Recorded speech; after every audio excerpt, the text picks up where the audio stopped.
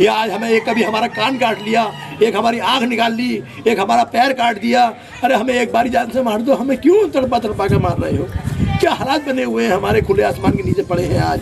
क्या हमारे यही हम इसलिए हमने। अस्सलाम वालेकुम वरहमतुल्लाहि वबरकातुहू। प्यारे नाज़रीन, जैसा कि आपको मालूम है, मुल्क भर के अंदर जगह जगह फसादात होते रहते हैं। कभी किसी मसले पर, कभी किसी मसले पर, कभी दुर्गा पूजा की यात्रा के दौरान होता है तो कभी कहीं पर हो जाता है। अभी फ़िलहाल हाल ही में नई अपडेट सामने ये आई है, जैसे कि आपको मालूम है कि सोशल मीडिया एक ऐसा ज़माना है कि जहां पर कोई बात होती है तो फ़ौरन सोशल मीडिया के ज़रिए से लोगों को मालूम चल जाती है। पहले ज़माने में सोशल मीडिया नहीं था तो लोग खबर से बेखबर रहा करते थे, लेकिन अगर किसी के यहाँ कोई बात हो जाए तो फ़ौरन दूसरे के यहाँ वो खबर मालूम हो जाती है बाकायदा सबूत के साथ में। ठीक इसी तरह संभल जो कि यूपी के अंदर है, वहाँ पर 80 घर मुसलमानों को बेघर कर दिया, यानी मुसलमानों को घर से निकाल दिया और वो लोग रोड पर आ गए। और आने के बाद अब ना उनके पास खाना है ना पीना है, वो लोग खाने और पीने को तरस रहे हैं। ऐसा संगीन मामला सामने आया है। हमारे एक मिलने वाले हैं संभल के, उन्होंने ये वीडियो भेजी है और दिखाया है कि मुसलमानों को किस कदर परेशान किया जा रहा है, और सिर्फ इस बिना पर कि ये ज़मीन, ये घर तुम्हारे नहीं है। जो लोग सालों से साल माह से माह रह रहे थे उनको बाहर निकाल दिया। बच्चे घर से बेघर हो गए, पानी के लिए तरस रहे हैं, खाने के लिए तरस रहे हैं। आप वीडियो क्लिप अपने स्क्रीन में देख सकते हैं कि किस कदर लोग सड़कों पर बैठने पर मजबूर हो गए हैं। चलिए जैसे पहले वो क्लिप देखते हैं, इसके बाद इंशाल्लाह बात करेंगे। यहाँ पर रहकर सही नहीं करा।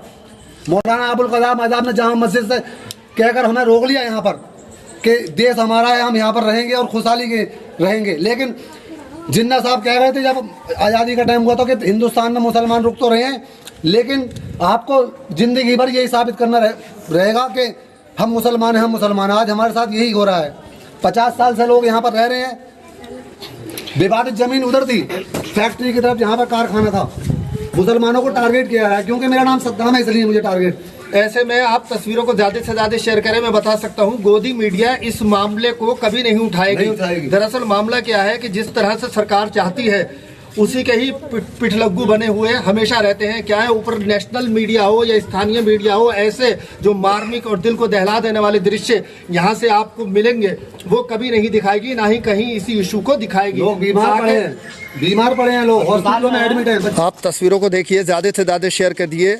आप देख सकते हैं घर के सामान पूरी तरीके से प्रशासन द्वारा सील लगाकर हाई कोर्ट के निर्देश के बाद, और आप देख सकते हैं यहाँ पर इस पन्नी में ही ये पूरे परिवार, अब चूँकि ठंड का माहौल है ऐसे में आप देख सकते हैं किस तरह से ये लोग अपने गुजर बसर कर रहे हैं। मैं दिखाऊंगा आपको ये नोटिस जो प्रशासन ने यहाँ पर लगाया है, और इस तस्वीरों को आप ज़्यादा से ज़्यादा शेयर करें। नोटिस देख सकते हैं, सर्वसाधारण को सूचित किया जाता है कि ये संपत्ति Messrs UP glass works limited समापन के मामले में पारित माननीय उच्च न्यायालय इलाहाबाद के आदेश दिनांक 13/7/1994 के अंतर्गत माननीय न्यायालय के अधीन है। अतः इस संपत्ति से किसी भी प्रकार की छेड़छाड़ या कब्जा करना माननीय उच्च न्यायालय के आदेश का उल्लंघन माना जाएगा और न्यायालय की अवमानना अधिनियम के तहत दंडनीय होगी। आज्ञा से विक्रम सिंह, शासकीय संपादक। और आप देखें उच्च न्यायालय इलाहाबाद की ओर से ये नोटिस आप देख सकते हैं। तस्वीरों को आप दिखा सकते हैं। यहाँ पर आप देखिए किस तरह से छोटे छोटे मासूम बच्चे हैं और किस तरह के लोग, महिलाएं यहाँ पर विलाप कर रही हैं और रो रही हैं। ऐसे में इनको पूरी तरीके से जीवन जीने के लिए बिल्कुल ऐसे जानवरों की तरह छोड़ दिया गया, क्योंकि कम से कम 50 साल से ये लोग इन घरों में यहाँ पर रह रहे थे और इनका रोना बिलखना किसी से देखा नहीं जा रहा है। ऐसे में आप इस अम्मा को भी देख सकती है जो काफ़ी वृद्ध है। ऐसे में बच्चों को संदूकों के साथ और पलंग के साथ यहाँ पर और मैं सामान के साथ यहाँ पड़ा हुआ आप देख सकते हैं।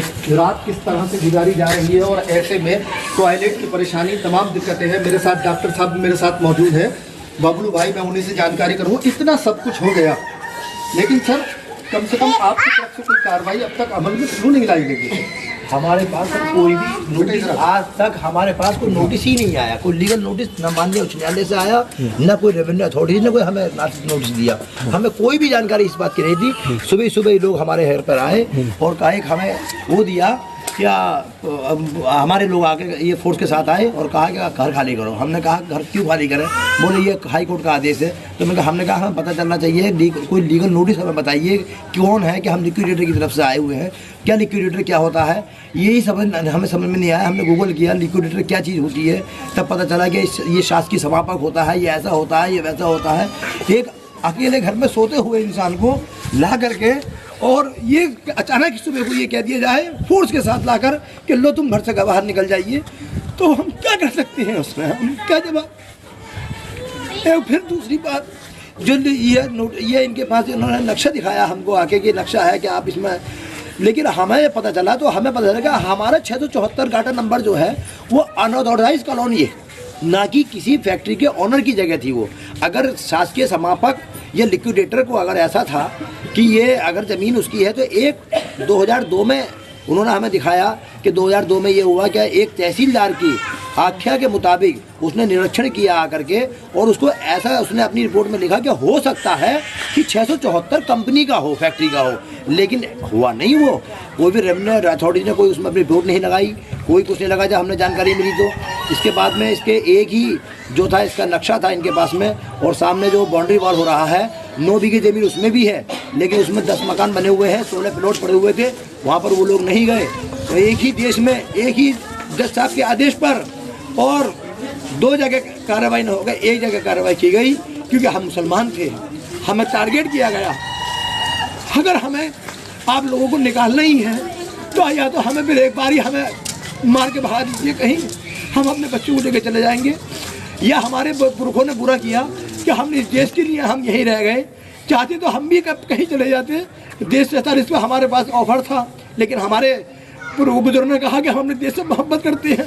हमें पता होता तो हम आज अपने पुरखों को बुरा कहते हैं कि उन्होंने गलत फैसला किया, जो वो यहाँ रहे, हमें नहीं रहना चाहिए था यहाँ पर। या आज हमें एक कभी हमारा कान काट लिया, एक हमारी आँख निकाल ली, एक हमारा पैर काट दिया। अरे हमें एक बारी जान से मार दो, हमें क्यों तड़पा तड़पा के मार रहे हो? क्या हालात बने हुए हैं हमारे खुले आसमान के नीचे पड़े हैं आज। क्या हमारे यही हम इसलिए हमने अपने देश से मोहब्बत की थी। पानी और बिजली काट दी गई है, पानी काट दिया गया है। हम तो नगर पालिका को 50 वर्षों से हम यहाँ रह रहे हैं, 50 वर्षों से नगर पालिका को हम अपना हाउस टैक्स जमा करते हैं, गिरह कर जमा करते हैं, जलकर जमा करते हैं, विद्युत विभाग को बिजली के हमारे कनेक्शन लगे हुए हैं।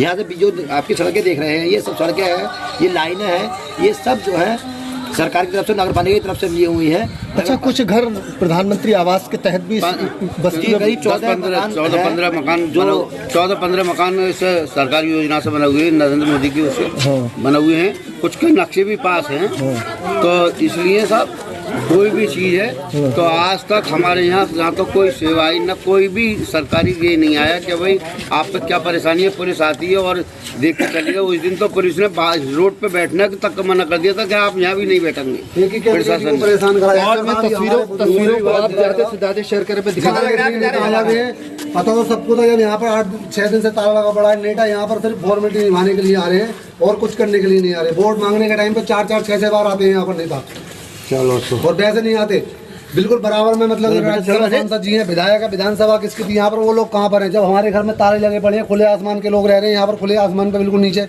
न पानी की फैसिलिटी, कोई नहीं है यहाँ पर, कोई भी बच्चे पढ़ने नहीं जा रहे, पानी तक को तरफ नहीं आते। ये तो मोहल्ले के लोग यहाँ पे जो बेचारे खाना खिला रहे हैं, कोई चेयरमैन तक का नहीं आया, ना निगम पार्षद आया, ना विधायक, ना मंत्री। एक सांसद जी जरूर आ गए थे यहाँ पर, जो मौजूदा सांसद है जियाउर रहमान, और कोई नहीं आया यहाँ पर। सब राजनीति कर रहे हैं और हमें एक ही कम्युनिटी को परेशान कराया जा रहा है क्योंकि हम मुसलमान हैं। हमारे बुजुर्गों ने यहाँ पर रहकर सही नहीं करा। मौलाना अबुल कलाम आजाद ने जामा मस्जिद से कहकर हमें रोक लिया यहाँ पर। तो देखा आप लोगों ने कितना दर्दनाक आलम है कि वहाँ के लोग सड़कों पर बैठने के लिए मजबूर हो गए हैं, और मौजूदा जो उनके पार्षद हैं, जो सांसद हैं, जो मंत्री हैं, ये कह रहे हैं कि ये वोट मांगने तो आ जाते हैं, लेकिन आज हम परेशान हैं, सड़कों पर रहने में मजबूर हो गए, पानी के लिए, खाने के लिए तरस रहे हैं, तो हमें कोई देखने तक नहीं आ रहा है। तो मेरे मोहतरम, ये मामला संगीन है, और ऐसे हालात के अंदर हम अपने मुसलमान भाइयों के लिए और मुल्क भर में जहाँ जहाँ मुसलमान परेशान हैं, सबके दुआएं करें कि अल्लाह रब्बुल आलमीन सबको अपने हिफ्ज़ व अमान में रखे और आने वाली परेशानियों को दूर फरमाएं। आपकी क्या राय है इस क्लिप के बारे में? हमें कमेंट सेक्शन में ज़रूर बताएं। मिलते हैं किसी नेक्स्ट वीडियो में। अस्सलाम वालेकुम वरहमतुल्लाहि वबरकातुहू।